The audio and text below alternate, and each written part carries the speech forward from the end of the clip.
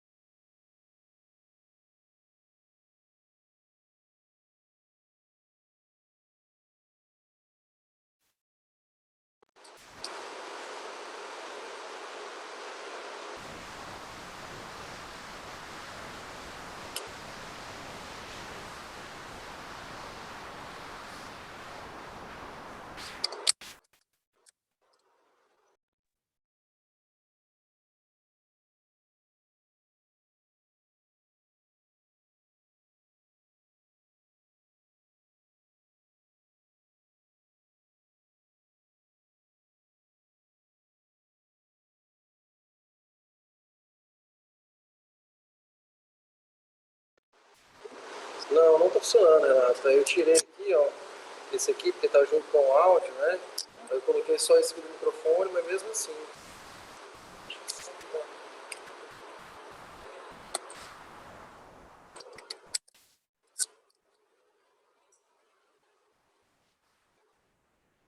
Não sei.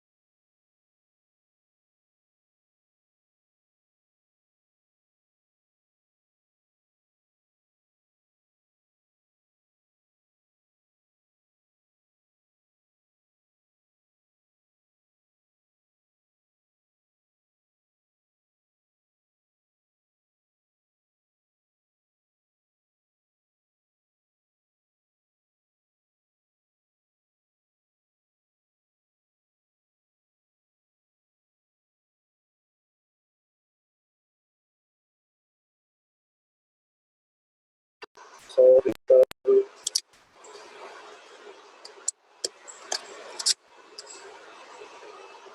Oi, som, som, som.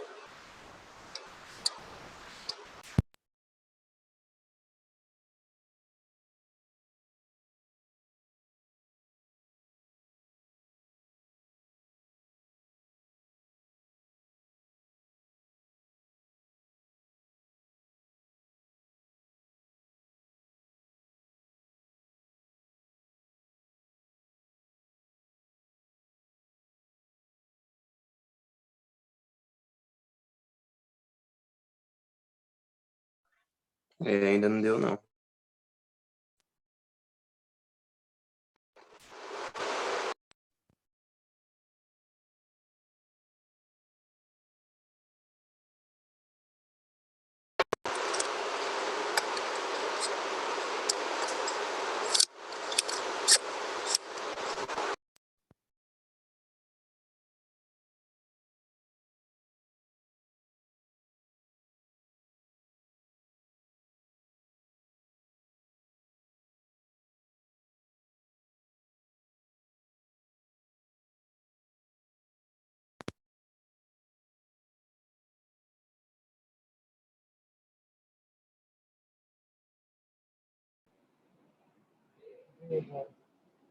Som, testando.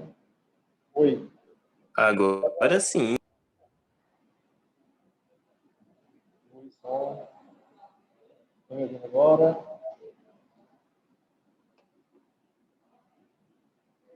Estão me ouvindo?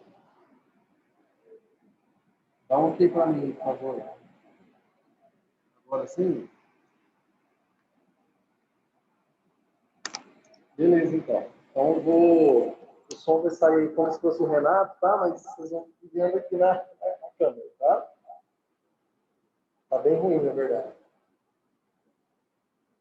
Ah, porque. Deixar no mute aqui, né? E agora, melhorou? Melhorou agora? Melhorou então, né? Beleza, então, pessoal. Vamos começar a nossa aula, tá? Tá aparecendo o nome do Renato aí, mas sou eu, viu? Vou baixar.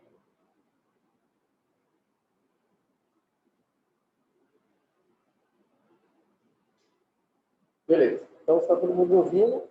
É o que importa. Estou falando esse negócio que vocês viram, né?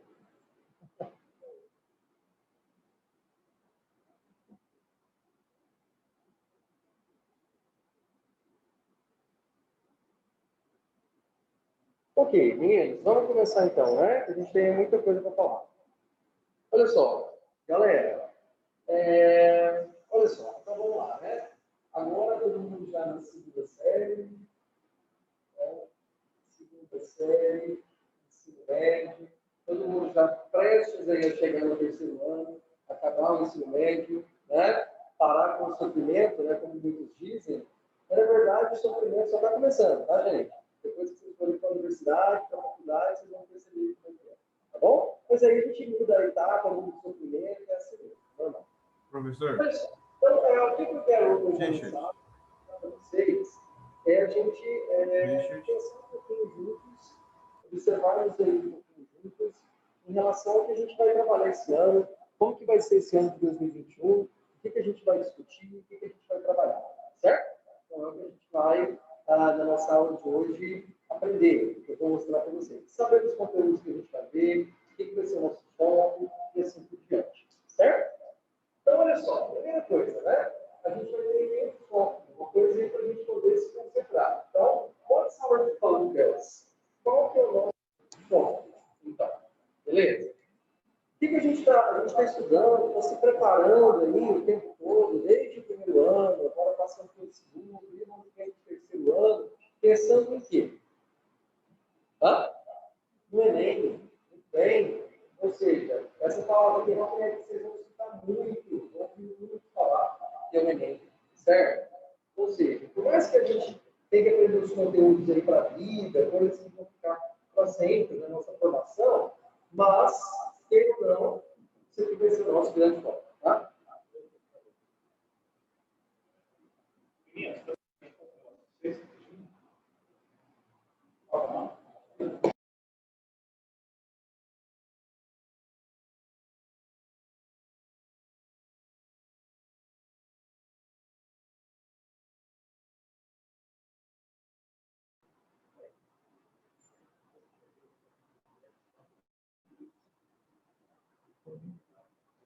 E agora, melhorou, pessoal?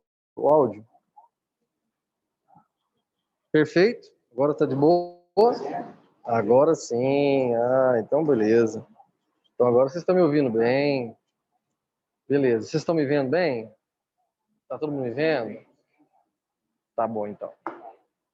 Ótimo. Então vamos dar continuidade aí, né?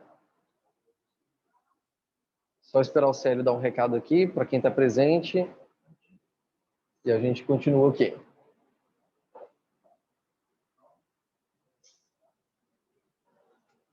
Então, quer dizer, dura 40 minutos, né?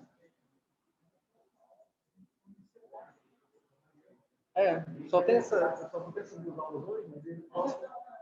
Tá.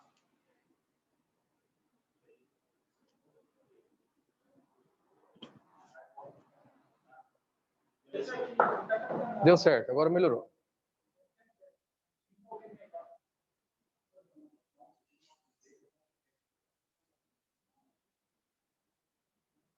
Galera, então olha só. Como eu falei para vocês, né, e a colega também mencionou que o nosso foco é o Enem, beleza? Ou seja, tudo aí, não só na nossa disciplina de inglês, mas também nas demais disciplinas, we are being prepared for this test. Ou seja, nós estamos sendo preparados para essa prova, né? E no que diz respeito ao inglês, não vai ser, então, diferente, ok? Vai ser da mesma maneira. E falando nisso, quantas questões de inglês nós temos lá no Enem? Hã? 5 questions. Very good. 5 questões. Beleza. Aí você fala assim, não, teacher, então eu estou bem, eu estou garantido, então eu vou acertar essas 5 questões, é fácil, não vou nem me preocupar com isso. Na verdade, o Enem de 2021, de inglês, foi bem difícil.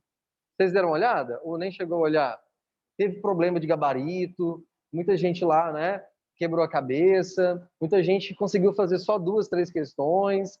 Ou seja, então, por mais que seja 5 questões, mas a gente precisa, sim, né, ter aí todo um aprendizado, todo um trabalho para a gente poder garantir esses pontos aqui, ó, que para linguagens vai ser muito relevante. São apenas 5 questões, mas a pontuação ela é alta, tá?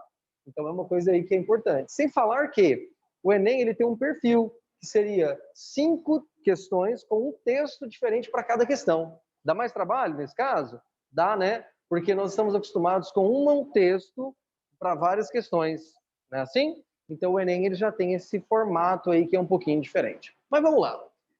Quando a gente fala em inglês, né? Geralmente a gente pensa assim, na escola não se aprende inglês, teacher. A gente aprende inglês quando a gente vai para um curso de idiomas, alguma coisa assim. Na verdade, a gente tem que pensar que nós temos focos diferentes. Então, o objetivo, por exemplo, lá de um language course é um. E o objetivo, por exemplo, do inglês que nós estudamos na escola é outro, né? Ou seja, então, quando você vai estudar lá num curso de inglês, estudar um idioma, né, como um todo, você precisa desenvolver aí o que a gente chama, né, por exemplo, de 4 skills. Alguém sabe o que seria skills? Skills?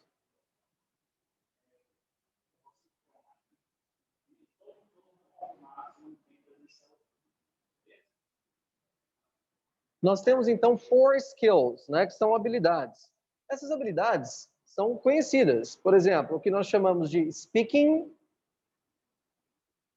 beleza? Que seria a parte do quê? A fala, ou seja, você vai lá para o curso de idiomas, né?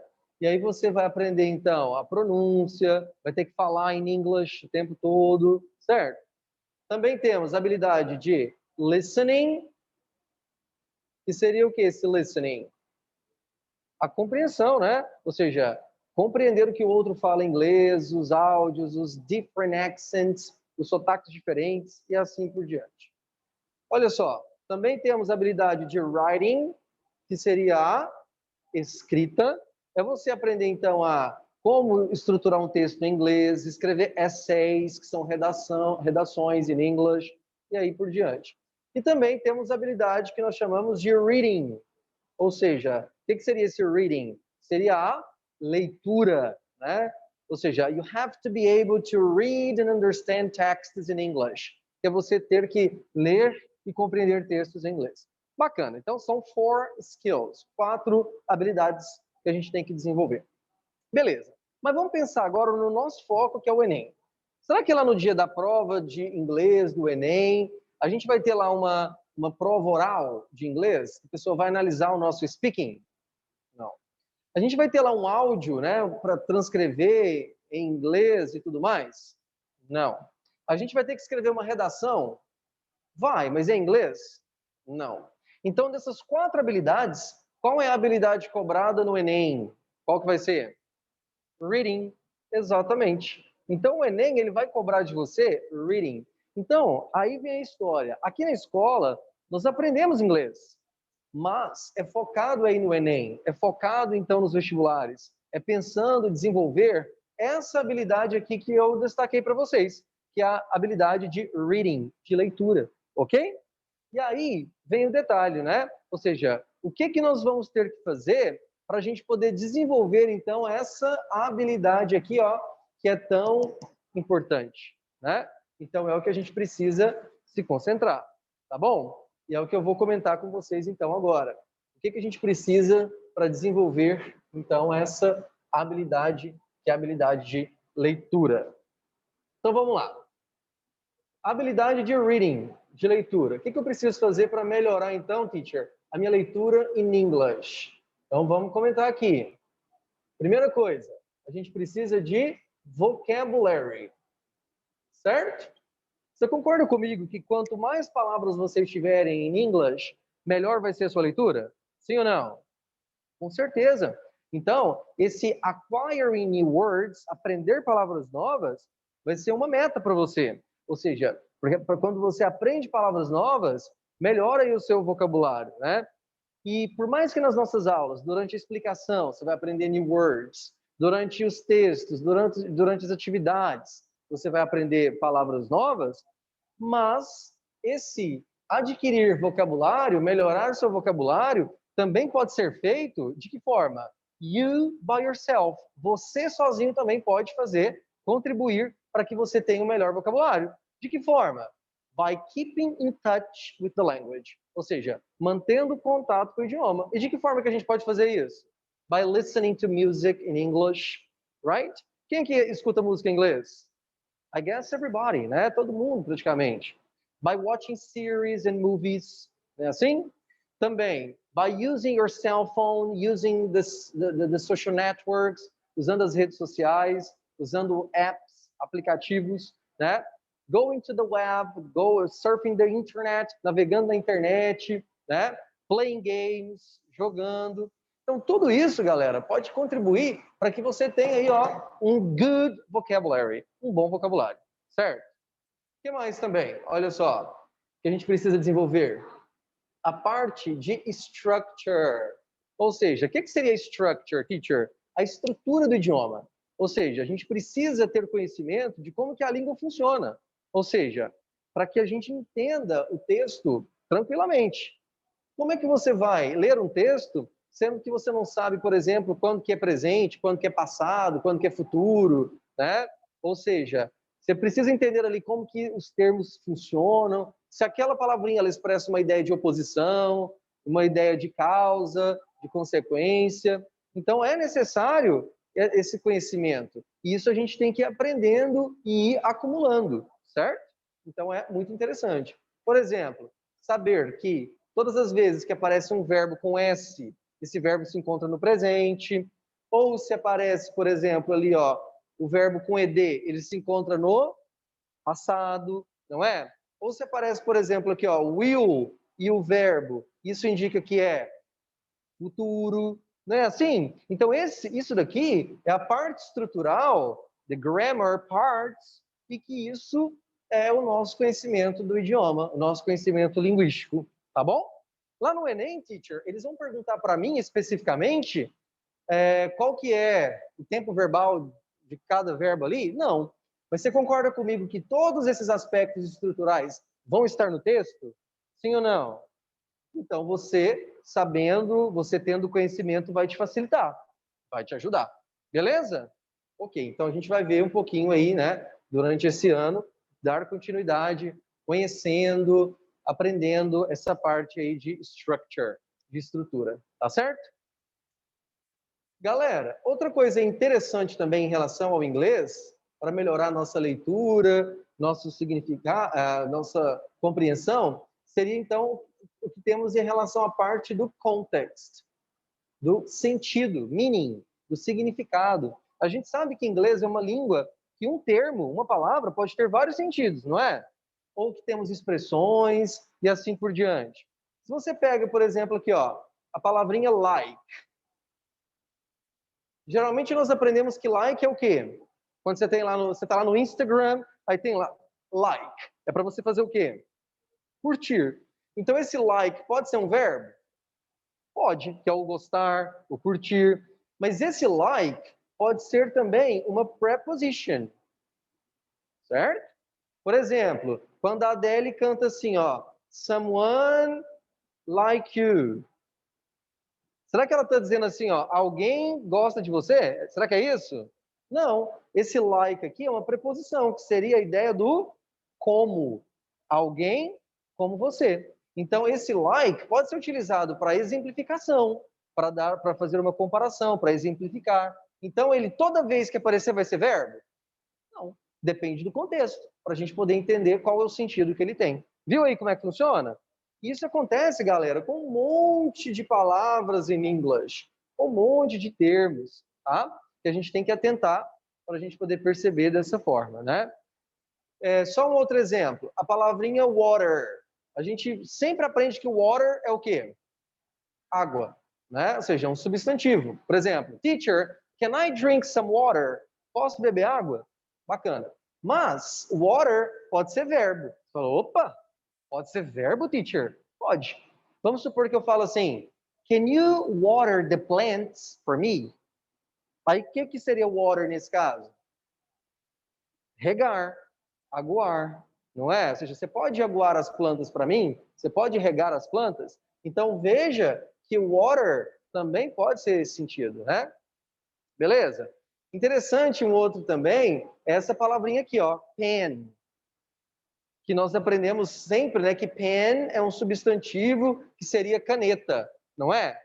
Beleza. Mas eu posso ter pen como verbo também. Fala, teacher, mas existe canetar? É, certo? A gente, na nossa cabeça a gente já pensa assim, mas na verdade não é canetar. A ideia de pen, enquanto verbo, vai ser com a mesma ideia de write, de escrever, certo? Inclusive teve uma questão do Enem uma vez, que o título chamava assim, ó, J.K. Rowling, todo mundo já ouviu falar de J.K. Rowling, né? Que é a Harry Potter's author, que é a autora do Harry Potter, né? Aí o título do texto era assim, ó, J.K. Rowling to pen first novel for adults. Ou seja, que ela vai o quê? Que ela vai write, que ela vai escrever, né? Primeiro livro para adultos, certo?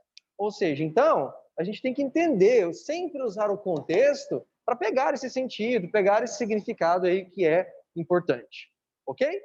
Sem falar de palavras, a gente vai perceber muito que em inglês nós temos as chamadas expressões, que nós chamamos disso aqui, ó, chamamos de idioms. Idioms parece ser idiomas, mas é o que a gente conhece como expressões idiomáticas. Seriam expressões que são próprias, características de cada língua. Em português, nós temos as nossas expressões que a gente entende porque estamos dentro, né, inseridos no contexto. E em inglês, também existem as suas próprias expressões que eles, como estão no contexto, vão entender. Tá certo? Por exemplo, uma boa expressão que eu gosto de dar é essa aqui, ó. Seria mamão com açúcar.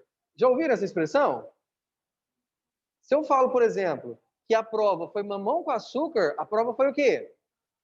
Fácil, né? A prova foi fácil. Beleza. Aí você conhece um amigo americano, por exemplo, aí você quer falar para ele, né? Que a prova foi mamão com açúcar. Aí você vai e fala assim, não, eu vou traduzir isso aí para ele, né? Eu vou colocar, então, eu aprendi que mamão é papaya, aprendi que com é with, e aprendi que açúcar é como? Sugar. Aí você vai e fala assim para ele, hey, did you see that the test was papaya with sugar? Será que ele vai entender essa lógica de que a prova foi fácil? Não. Ele vai achar que durante a prova você estava comendo mamão com açúcar, né? É isso que ele vai entender, literalmente falando. Por quê? Porque essa expressão aqui, a gente tem que fazer a relação pelo sentido, pelo significado, e não pela tradução literal. Tá certo? Então, por exemplo, eu posso dizer que mamão com açúcar em inglês seria essa expressão aqui, ó. Piece of cake. Certo? Então, uma coisa piece of cake é uma coisa easy, uma coisa fácil. Então, se você fala para ele que the test was a piece of cake, aí ele vai entender que, então, é fácil. Aí você fala, teacher, mas piece of cake é pedaço de bolo, teacher, né? E é o mesmo caso. Você vai poder traduzir literalmente isso aqui para o português? Imagina, você está conversando com seu colega e falou, cara, você viu que a prova foi um pedaço de bolo? Ele vai achar que você está, né? Você está meio doido. Porque para nós, in our context, it doesn't make sense. Não faz sentido no nosso contexto. Beleza? Então, a tradução, ela não é literal. A tradução, ela é contextual, né? Nesse caso aqui. E temos várias outras, né? Como, por exemplo, uma que eu gosto bastante, que é essa aqui, ó. Deus ajuda... Qual que é o restante? Deus ajuda quem cedo madruga, né? Já viram essa expressão? Ou seja, qual que é a ideia, né, de Deus ajuda quem cedo madruga? Que quem faz as coisas antecipadamente, mais cedo que os outros, tem mais chance de sucesso, não é? Bacana. Aí você vai e quer falar isso em inglês. Aí você quer falar, aí você fala, Deus é God. God helps who wake up early, for example. Será? É isso? Não, não é. Tem uma expressão equivalente em inglês com esse mesmo sentido, mas que não é literal, né? Que seria essa aqui, ó.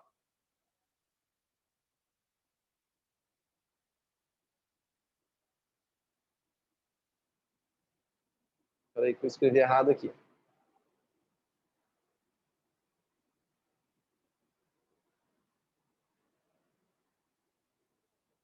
Olha só como que é a expressão em inglês. Dizendo assim, ó. The early bird catches the worm. Certo?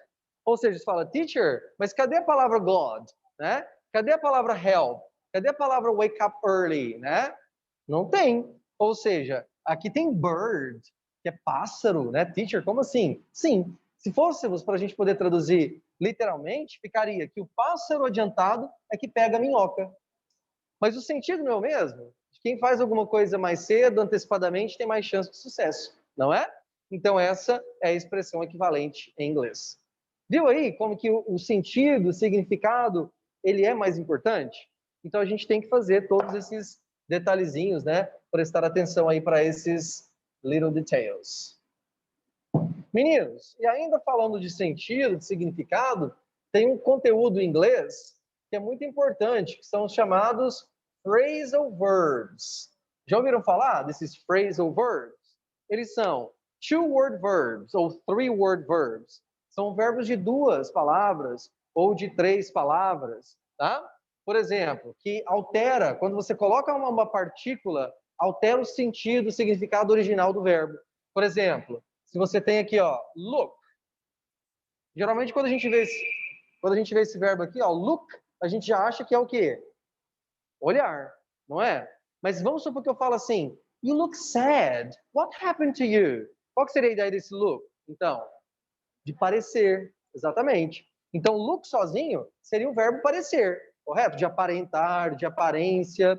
Ok. Agora, se eu coloco aqui uma preposition, se eu coloco, por exemplo, at, e aí fica look at. Por exemplo, hey guys, everybody, look at me. Aí o que seria esse look at? Então, olhar para. Então, aqui é o olhar, beleza? Por conta da partícula at, agora alterou o sentido original do verbo. Se eu coloco aqui, por exemplo, ó, a partícula for, será que eu vou ter que ler assim, ó, olhar por? Será que é isso? Não. Vamos supor que eu falo assim, I've lost my keys. Can you help me look for them? Ou seja, eu perdi minhas chaves. Você pode me ajudar a procurá-las? Né? Então, look for, procurar. Outro exemplo aqui, ó. Look after, certo? Ou seja, é olhar depois? Não. Se eu falo assim para vocês, ó, I can't go out with you because I have to look after my little brother. My mother is out. Ou seja, que eu não posso sair porque eu tenho que fazer o quê com o meu irmãozinho? Cuidar. Eu tenho que cuidar dele, certo? Então, mudou o sentido do verbo original? Mudou. Então, isso aqui é o que a gente chama de phrasal verbs. Bacana? Então, aqui tudo diz respeito ao contexto, ao significado. Então, isso aqui já é tudo uma dica para a gente evitar aquela translation word by word, aquela tradução palavra por palavra, tá bom? Nós não somos translators, nós não somos tradutores, nós somos leitores. E para a gente poder ler o texto em inglês, você não precisa lá traduzir palavra por palavra. Não, você tem um contexto, você já tem palavras que você sabe em inglês, você tem palavras parecidas com o português, e você lê o texto como um todo. Você não lê ali palavra isolada, entende? Assim como em português a gente faz também. Em português, a gente sabe todos os significados de todas as palavras ali? Não sabe. Mas, mesmo assim, a gente consegue entender o texto. Ok? E ainda, né, para a gente poder desenvolver essa habilidade de reading, de leitura, a gente precisa disso aqui, ó.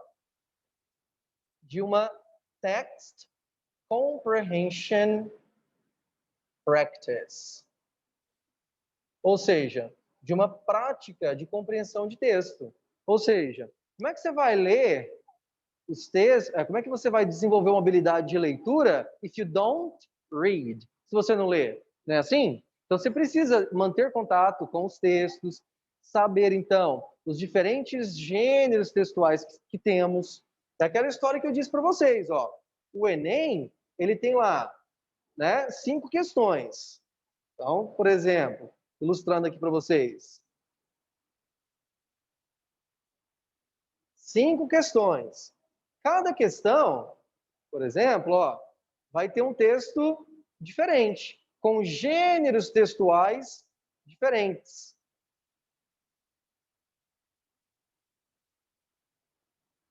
Certo? Ou seja, então vamos supor que aqui, por exemplo, ó, nessa questão, seja um texto, uma questão, né, que traga um texto, seria, por exemplo, um article, um artigo, né?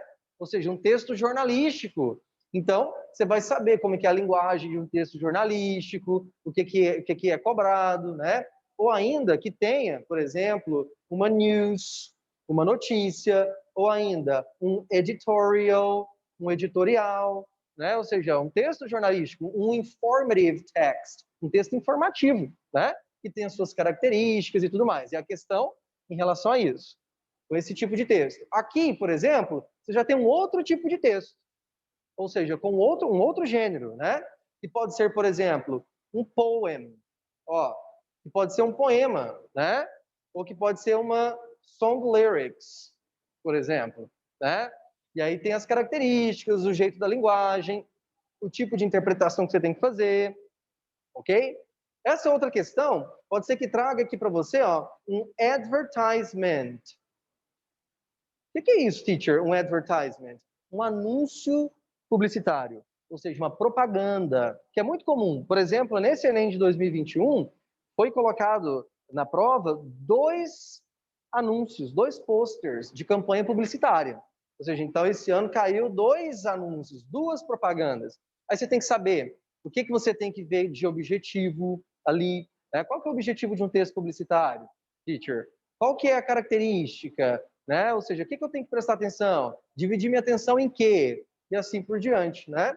Aí vamos supor que a outra questão seja, ó, um cartoon, ou ainda uma comic strip, ou seja, uma tirinha ou uma charge, que também sempre cai, né? O que eu preciso prestar atenção, teacher? Em charge, em tirinha, como é que é a linguagem e tudo mais, beleza?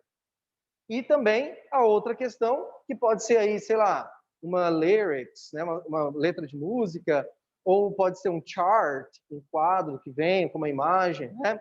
Ou ainda também pode ser uma quote, que é uma fala, uma citação. Então veja que são 5 questões com 5 textos diferentes, com 5 tipos de textos diferentes, ok? Então é o que a gente precisa praticar, fazer todo esse trabalho de leitura para que a gente saia, ó, consiga fechar lá o Enem. Então é aquele detalhe. Por mais que você seja fluente em inglês, como acontece com muita gente, né? Isso te garante que você vai fechar as 5 questões? O que vocês acham? Não, porque às vezes você fala inglês muito bem, o seu listening é muito bom, você consegue escrever bem, mas às vezes a sua leitura ela não é muito boa, sua interpretação ali não é muito boa. Que é só você pensar no nosso contexto e de brasileiro, por exemplo, né? Todo mundo fala português, não fala? Todo mundo fecha a prova de português? Viu como que é a mesma lógica? Porque a gente tem que desenvolver a habilidade específica que a gente precisa. Certinho? Ficou claro aí? Pessoal de casa, dá um ok para mim aí. Está tudo certo? Está tudo ok? Sim? E aí, galera, só comentando, falta 3 minutinhos aí para nossa aula acabar, né? Que acabou que atrasou um pouquinho, né? Arrumando esses devices, né, esses recursos aqui, mas assim, falando para vocês um pouquinho do que a gente vai estudar, né? Semana que vem, a gente já vai começar com conteúdo, principalmente de vocabulário, de estrutura, que a gente precisa aprender ainda, né? A gente vai começar falando aqui sobre esse assunto, ó. Deixa eu só apagar aqui.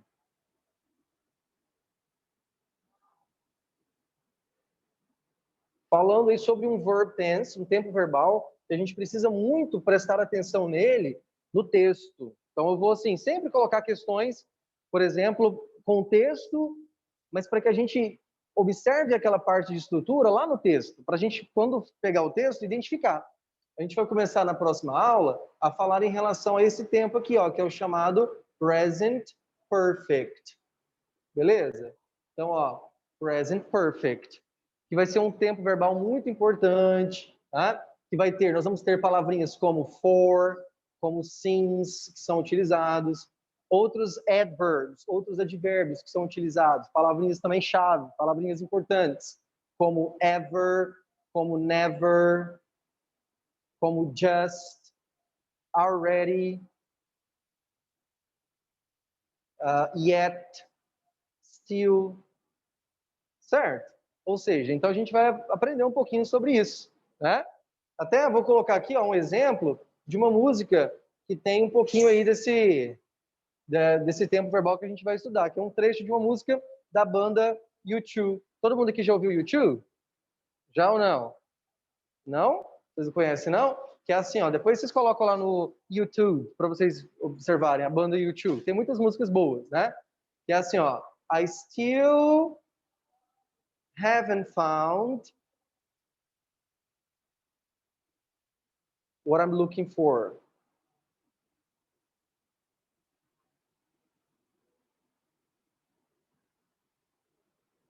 Esse aqui é uma música, né, do U2 e que traz, por exemplo, isso que a gente vai estudar. Ou seja, essa ideia, essa estrutura do present perfect, tá? Ou seja, que está dizendo que eu ainda não encontrei, eu não tenho encontrado o que eu estou procurando, certo? Então é o nome da música e também traz um pouquinho dessa estrutura que a gente vai estudar na próxima aula. Tá certo? Beleza, meninos? Ok. Pessoal de casa, então, thank you so much for sorry for delaying our class, né? Desculpa aí pelos atrasos que nós tivemos em decorrência aí da plataforma, de organizar tudo, mas semana que vem a gente não vai ter esse problema não, tá bom? Então, aula que vem, conteúdo aí já para a gente poder ver que é o present perfect. Certinho? Ok, então é isso. Bye bye for you all, guys. See you.